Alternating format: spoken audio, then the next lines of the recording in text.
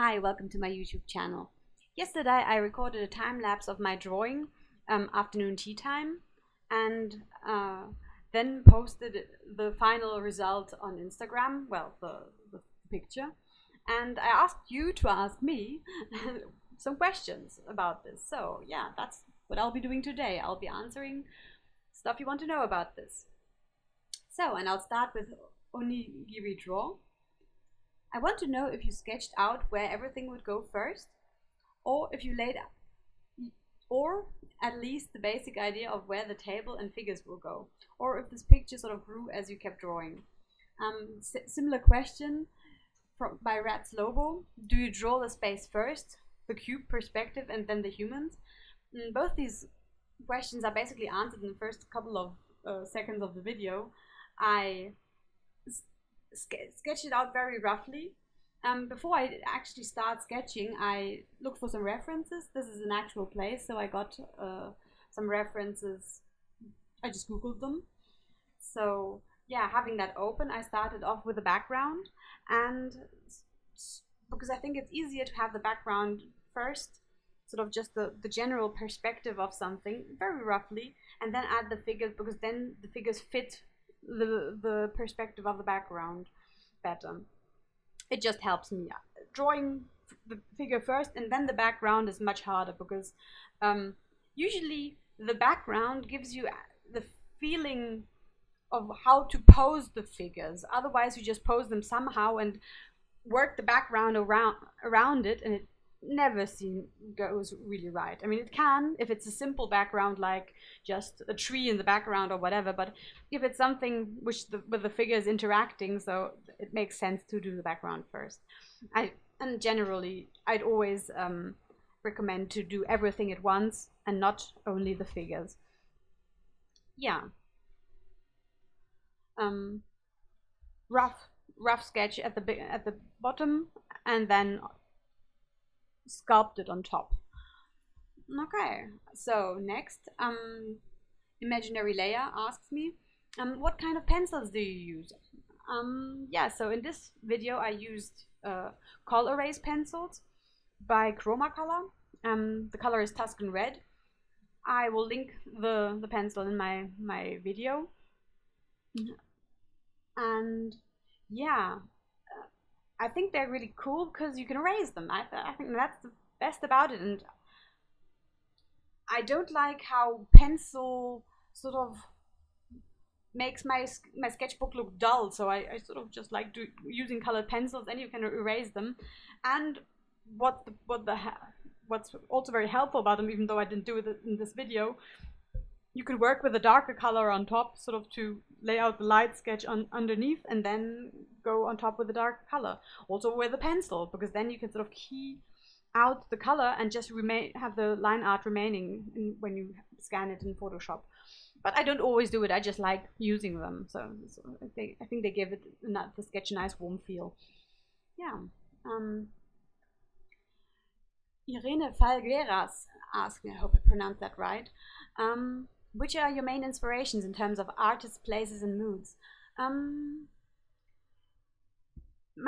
think there's tons of artists that inspire me every day. Always a good artist always inspires me.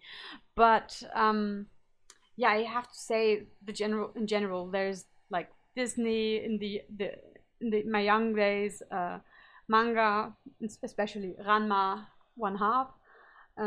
Sailor Moon, and Wakfu from Ankama. I really love that too. So I think you can actually see that influence as well. Because what I like about that is sort of mixing Western styles like of Disney with Japanese styles, and sort of I like the combination of both. So I like the extreme expressions of the Japanese styles, and I don't know, it's just I like the mixture. Yeah, Claire Wendling. Oh god, I can't list all of them. There's tons of people, but yeah. And in terms of places and moods, what inspires me is usually my life. I sort of, when I don't know what to draw, I just think what makes me happy at the moment, what did I enjoy, and then I just try to depict it and try to get a good situation which I could draw. Sometimes it's a bit boring. It's just like going home, but trying to catch the feeling of that. And sometimes it's just what happened at that day, and it always gives me a lot of yeah, material to do. I basically never find myself without a topic, and sometimes when you're just sucked dry, then I just practice something. Yeah, so that's in terms of my inspirations. Um, okay, Fancy Foxling asked me, can you talk a little bit about drawing hair? Um, so yeah, I think drawing hair is the same. Go for drawing hair, the same goes as for everything else. Start off roughly, let's get a feeling for the flow of it, and then sculpt it. Don't go by it strand by strand, but treat it as a three-dimensional object. Where is it darker? Where is it lighter? And then at the finish, you can sort of work on the strands and give it a couple of little hairs and do the final touches. But I always find it doesn't make much sense to just go on the into the detailed strands from the beginning. It's just a more general feeling of the hair, which I lay down with a couple of fluid strokes. Yeah. Okay. And Panda Lovely asked, I want to know how often you make sketches.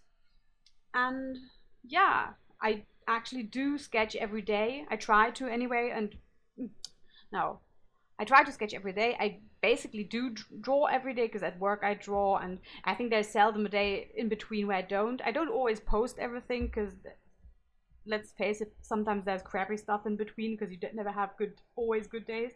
But what's important and what really helped me was getting a routine. And you don't sort of, I think when you stop drawing it so quickly, your hand forgets. Not everything, and when you get into the habit, it comes back. But this forgetting doesn't happen that often anymore. The hand just sort of remembers, and it becomes more fluent, and that's what I'm working for.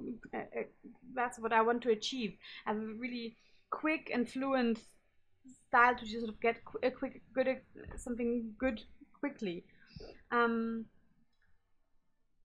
Yeah, because I mean, you can detail everything to a certain degree, and you can just sort of work ages on a pic. But I think it's important to sort of lay something down quickly as well, be able to lay something down quickly as well. And that's basically my goal at the moment. I'll be trying for something else. I mean, like, I think there's a lot of things which I should try out more, like colors and stuff. There's lots to learn, and that's the beauty about it. But at the moment, I do sketch every day, and I think I'll keep that. Just maybe not as extremely, maybe when I will be focusing on something else.